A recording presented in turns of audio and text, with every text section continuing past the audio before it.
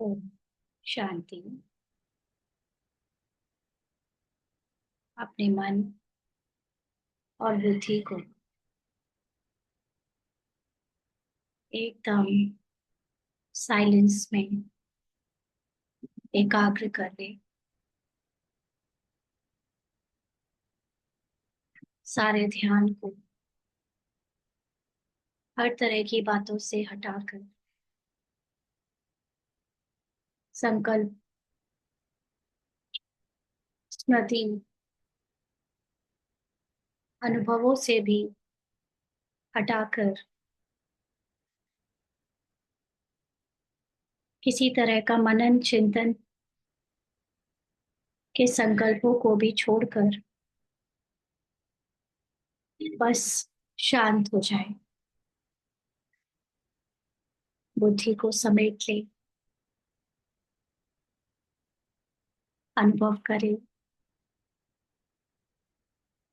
इस साइलेंस को जो मुझ आत्मा का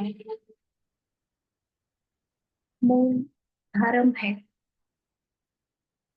ओरिजिनल संस्कार है। मैं शांत आत्मा, शांति मेरा स्वधर्म है। ये शांति ही मेरी परम स्थिति है।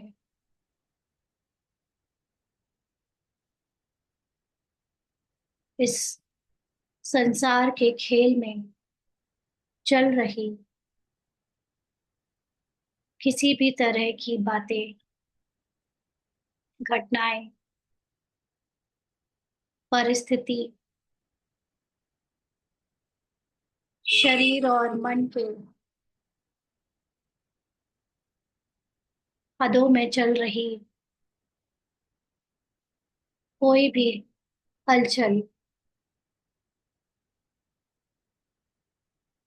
मुझ आत्मा की ये शांति को प्रभावित नहीं कर सकती है।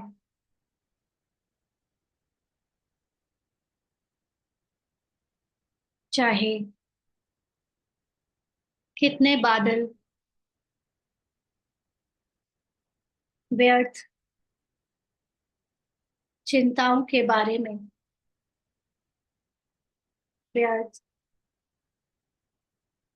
भविष्य और भूत की बातों में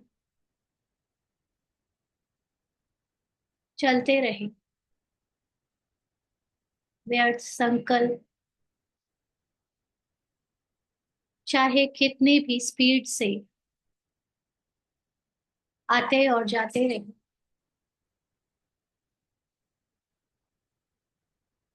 लेकिन मेरी इस शांति को, इस परम अवस्था को कोई नहीं बदल सकता।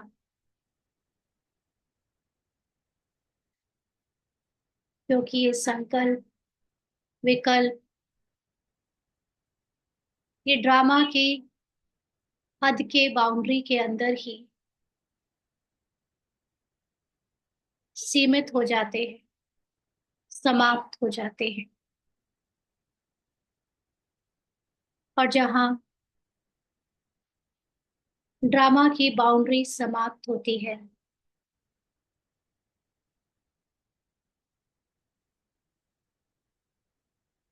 वहां मेरा सत्य शुरू होता है।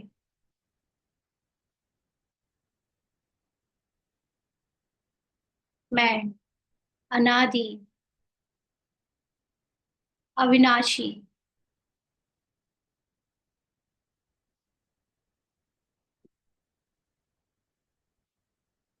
सच्चित आनंद स्वरूप आत्मा हूँ।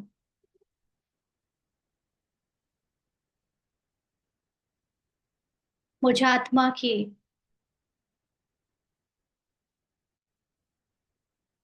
सत आनंद में, प्रेम में, गुणों में और शक्तियों में कोई परिवर्तन नहीं होता।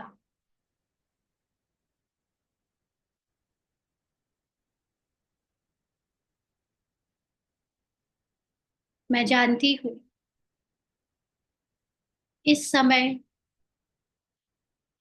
मुझ आत्मा के भीतर जो मन है, बुद्धि है और संस्कार है, वो ड्रामा के स्क्रिप्ट अनुसार बदलते रहते हैं।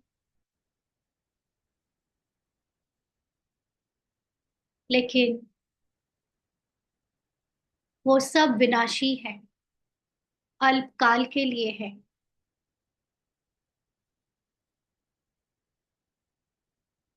चाहे कितने भी परिस्थितियों के बादल आते रहे, संस्कारों के या अपनी खुद की संकल्पों के बादल आते और जाते रहे, सब क्षणिक है, अल्पकाल के लिए है।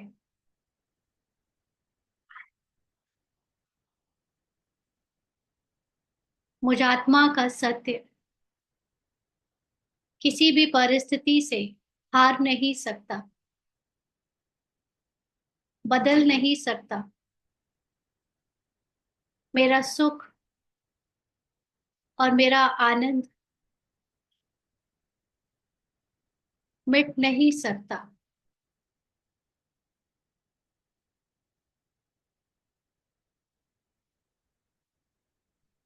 संसार की तमाम बातें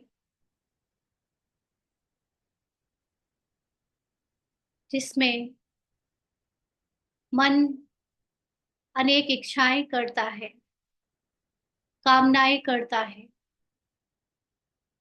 पर चिंतन प्रदर्शन करता है, पर दोष देखता है, नाम और रूप में फंस जाता है। संस्कार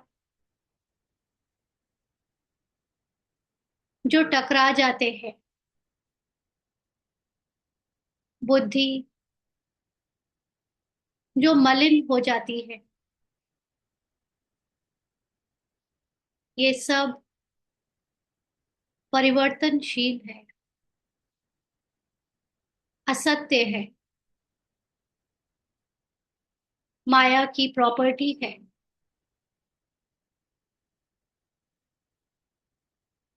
मुझ आत्मा का सत्य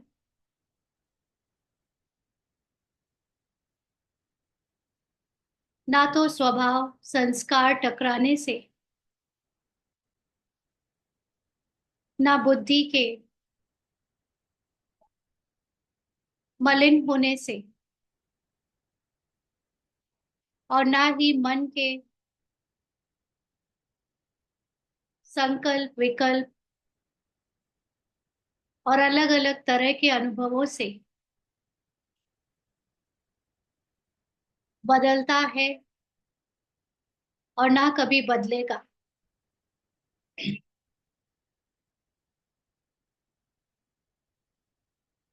स्वयं परम पिता परमात्मा का ज्ञान इस समय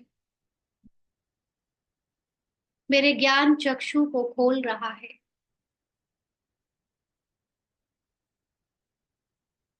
स्वयं सर्वशक्तिवान बाप मुझे मेरे सत्य से अवगत करा रहा है कि मेरा सत्य बिल्कुल उसके जैसा है, अकर्ता है, अभोक्ता है, असोचता है। आत्मा ना सोचती है ना बोलती है। ना कर्म करती है। आत्मा तो बस बाप समान स्थिति में ड्रामा अनुसार 5,000 साल के अलग अलग किरदारों के रोल को, घटनाओं को होता हुआ देखती है।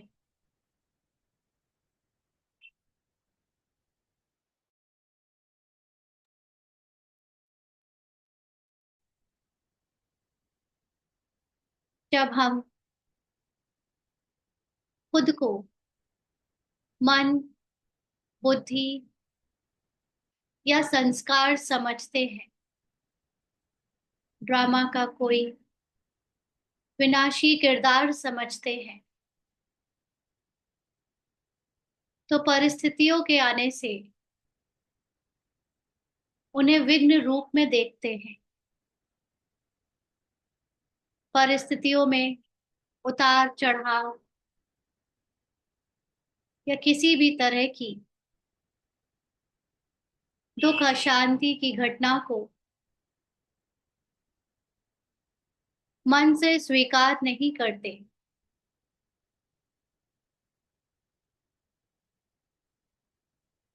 तो वो हमारी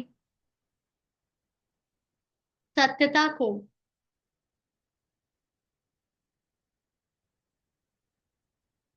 विघ्न रूप में महसूस नहीं होने देते।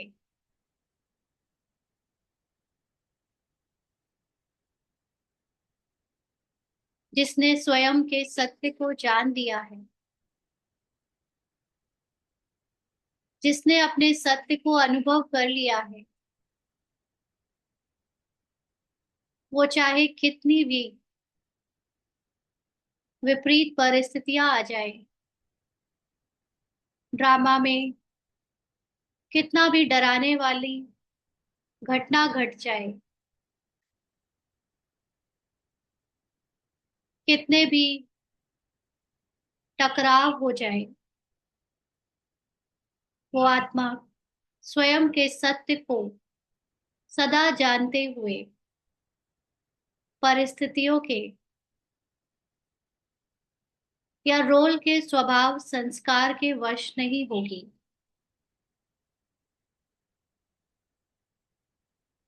बल्कि ऐसी परिस्थितियों में, विघ्नों में और ही ज्यादा अपने सत्य को लगन से याद करेगी, और ये विघ्न उसके सामने लगन का साधन बन जाएंगे।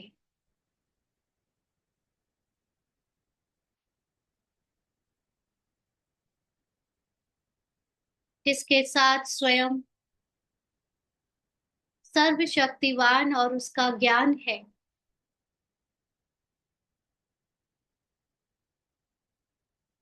जो स्वयं मास्टर सर्वशक्तिवान है, उसके सामने कोई भी हद का विघ्न रुक नहीं सकता, और ही वो विघ्न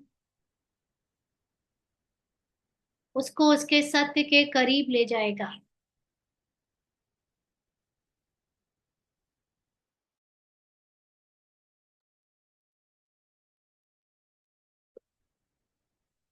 यदि कोई भी परिस्थिति या व्यक्ति विघ्न लाने के निमित्त बनता है,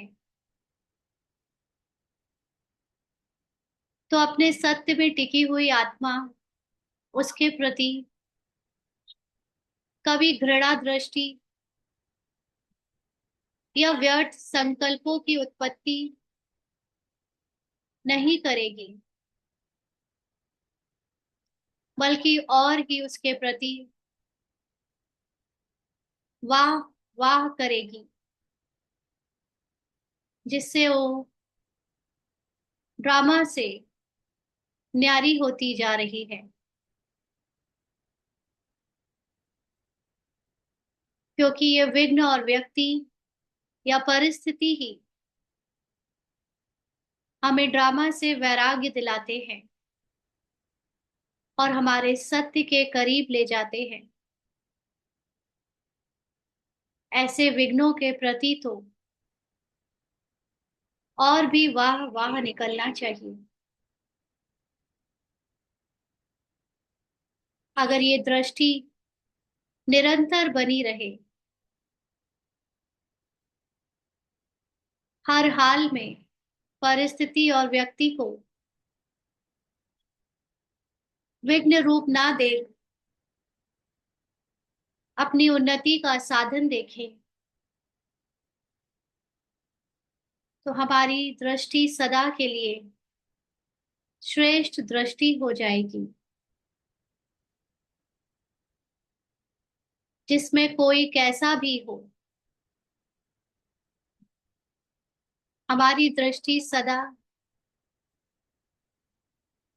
शुभ चिंतक और कल्याण की भावना की हो जाएगी। हमारी वृत्ति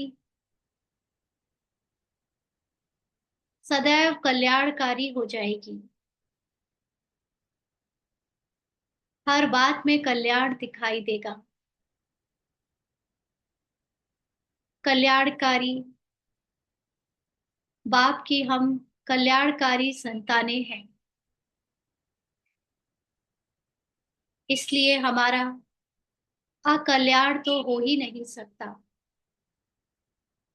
कोई भी घटना या व्यक्ति जो कितना भी देखने में अकल्याणकारी लगे, लेकिन कल्याणकारी दृष्टि रखने से अकल्याण की कोई बात हो ही नहीं सकती। यह निश्चय और स्मृति हमारे अंदर सदैव स्वरूप में उतर जाए, तो स्थिति कभी भी डगमग नहीं होगी।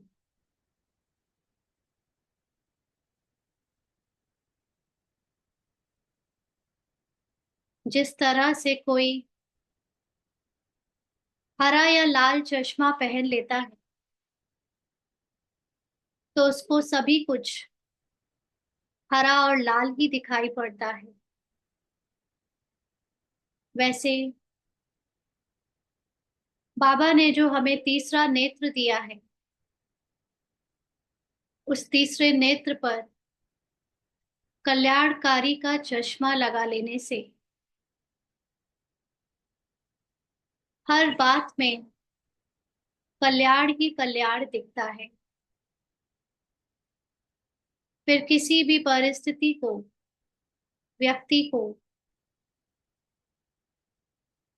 अस्वीकार करने की बात ही नहीं आती। सारा विरोधाभास खत्म हो जाता है, रेजिस्टेंस खत्म हो जाता है। हर हाल में राजी हो जाते हैं और अपने सत्य में स्थित हो जाने से जो बातें अकल्याणकारी दिख रही थी,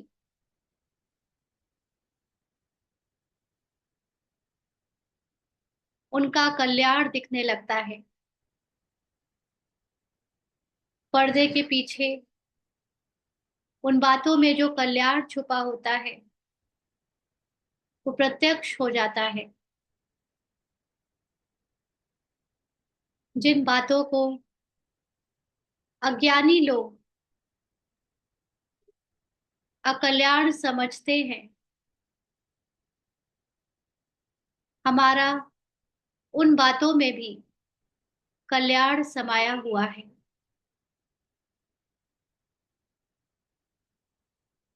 संसार में दिख रहे विनाश के अलग अलग सीन, घटनाएं, परिवर्तन के जो भी नजारे दिख रहे हैं, उसमें दुनिया वाले तो, अज्ञानी तो अकल्याण समझते हैं, लेकिन हम जानते हैं और समझते भी हैं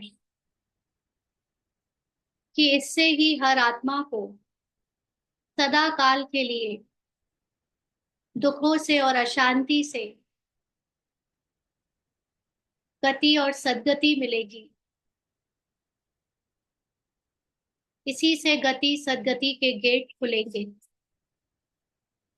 क्योंकि इस समय सभी आत्माएं अपने सत्य को भूली हुई है, भटक रही है,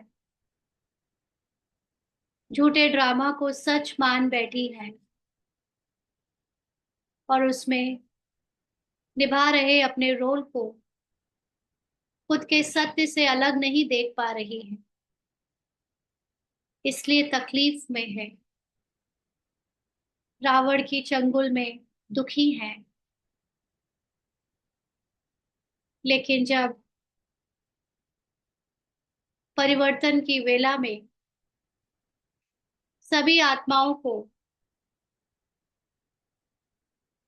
अति दुख से गुजरना पड़ता है, अति दुख का सीन प्ले करना पड़ता है, तो उनमें वैराग आ जाता है। उनमें शरीर की और हद के मन की खुशी और शांति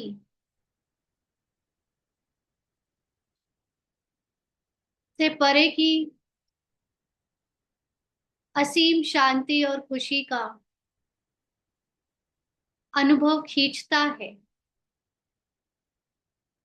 उसकी प्यास बढ़ जाती है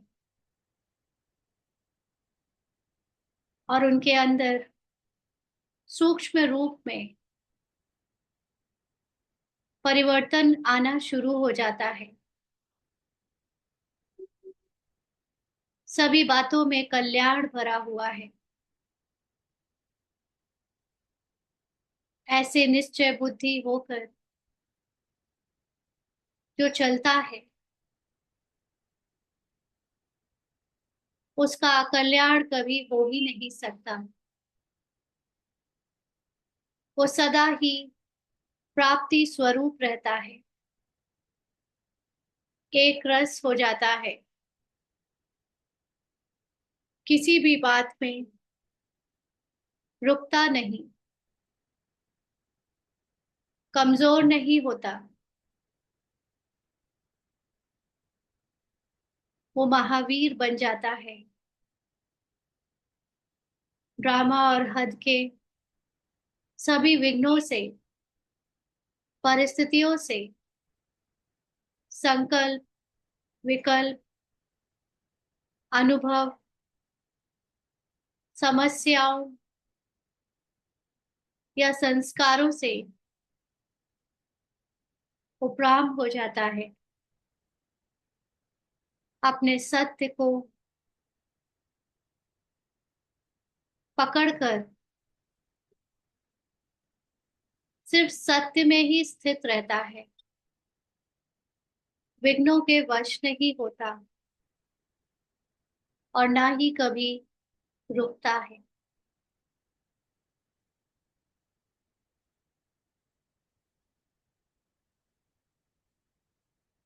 ओम शांति।